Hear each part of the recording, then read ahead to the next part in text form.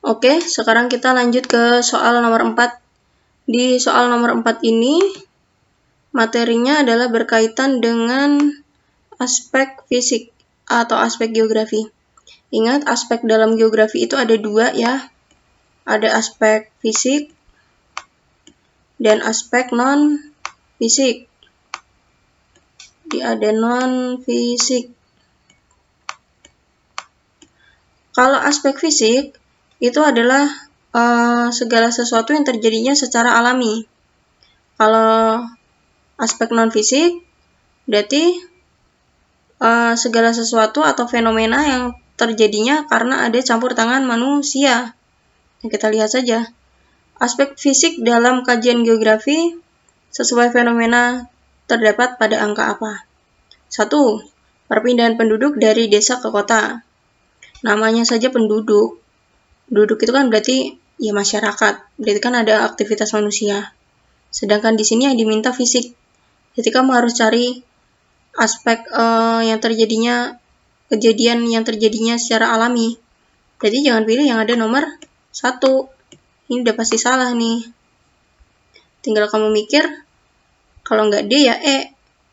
Nomor 5 sudah pasti benar, 4 sudah pasti benar. Kita lihat bagian 2 dan 3. Terjadinya musim kemarau yang ekstrim. Nah, musim kemarau ini aspek fisik.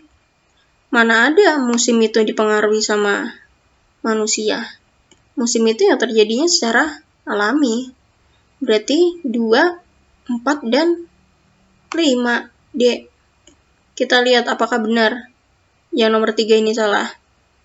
3. Umumnya masyarakat Dieng bekerja sebagai petani kentang. Nah, ada masyarakat. Masyarakat kan berarti aktivitas manusia. Berarti aspek non-fisik. Berarti ini juga salah. Nah, gitu. Jadi kalau ada tipe soal yang kayak begini, angka-angka begini, strateginya adalah pilih satu jawaban yang sudah pasti benar, kamu yakini benar, dan satu jawaban yang salah. Jadi nanti caranya kayak gini, yang sudah pasti benar dipertahankan, yang salah ya dibuang, jangan dipilih. Nanti secara otomatis jawaban kamu akan mengerucut. Nah, kemungkinan kamu untuk benar akan jauh lebih besar gitu. Apalagi materi tentang aspek geografi ini materi sangat mudah, jadi kalau sampai salah ya kebangetan, dan jangan sampai salah. Kemudian yang kelima, ini ada soal tentang sketsa. Saya yakin pasti di antara kalian banyak yang bingung dan banyak yang mengeluhkan kalau misalkan dapat soal kayak begini. Di soal simulasi kemarin juga sempat keluar dan banyak sekali di antara kamu yang menanyakan, Bu ini gimana, susah, bla bla bla bla segala macam. Sebenarnya kalau tahu konsep dasarnya itu tidak akan susah. Nah, untuk menjawab soal yang kayak begini, soal sketsa kayak gini, kamu harus tahu pertama harus tahu arah mata angin dan harus tahu busur. Di sini saya punya. Nah, ada arah mata angin. Kalau di peta itu kan biasanya ada arah mata anginnya ya. Arah barat, arah timur, arah utara, arah selatan. Yang biasanya kalau di peta yang dilihatkan ini arahnya cuma ini aja, 4 ini aja.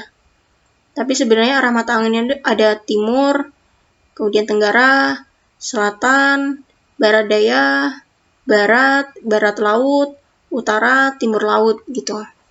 Jadi kayak anak SD. Anak SD itu kan juga diajarin kayak begini. Kemudian yang kedua, kamu harus tahu busur. Nah, tahu busur ini ya. Kamu juga punya busur kan? Busur itu kan ada angka derajat-derajatnya itu. Nah, kamu harus tahu. Jadi kalau busur, arah mata angin, ini kalau full adalah 360 derajat. Di bagian utara, di sini berarti 0 derajat.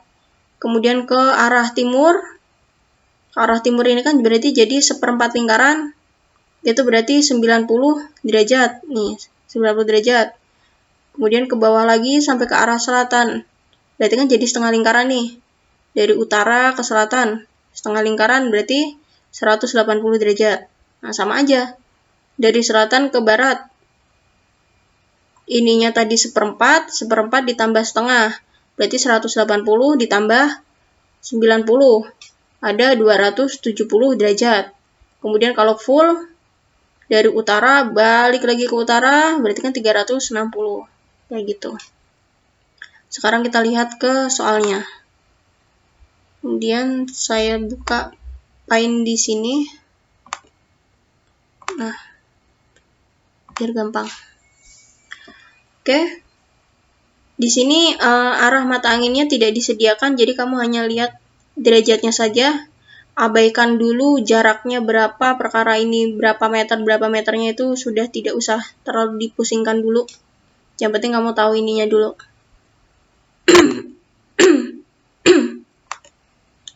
Pertama, dari rumah ke arah 0 derajat. 0 derajat tadi kan ke arah utara. Ya enggak? Nah, nih. Ke arah utara 0 derajat, berarti ke atas kan? Berarti kan gini. Misalkan di sini si Ana itu tadi kan, Ana mendapat tugas geografi membuat sketsa perjalanan dari rumah menuju sekolah. Nah, rumahnya misalkan rumahnya Ana di sini ke arah 0 derajat, berarti kan ke arah utara. Nah, berarti jalan ke sini. Sejauh 750 meter. Tok, udah. Habis itu dilanjut ke arah 90. 90 kan tadi nah, ke arah timur nih tadi. 90 kan seperempat lingkaran. Ya udah. Berarti habis dari utara sini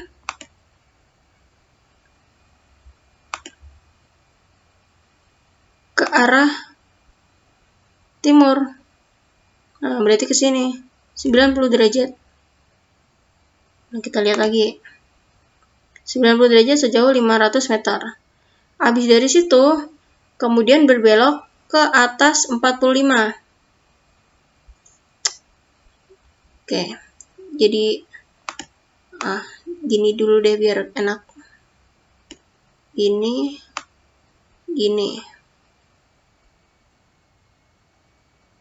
Nah, di sini 0, kemudian di sini 90, nah di sini 180, kemudian di sini minta 45. 45 itu kan berarti sekitaran sini kan?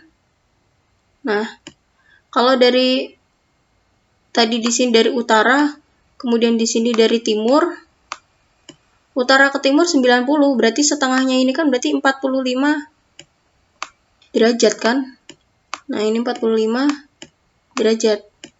Berarti 45 derajat, nah habis dari ke timur tadi, berarti arahnya jadi ke arah 45.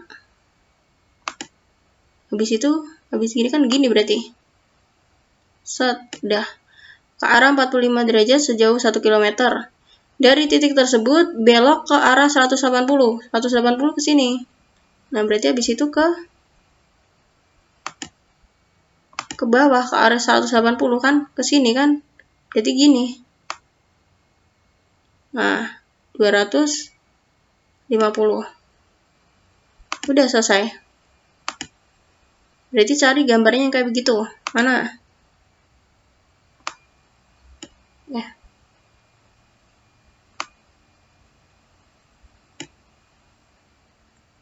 Lurus, gini.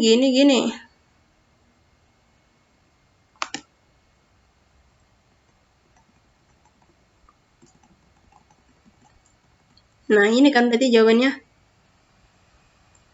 Ke atas, kemudian ke samping ke arah timur, agak nyerong, terus ke bawah. Berarti jawabannya adalah yang D. Kayak gitu. Bisa ya? Pokoknya ingat tadi konsep dasarnya. Kamu harus tahu arah mata angin, sama harus tahu ukuran derajatnya. Gitu.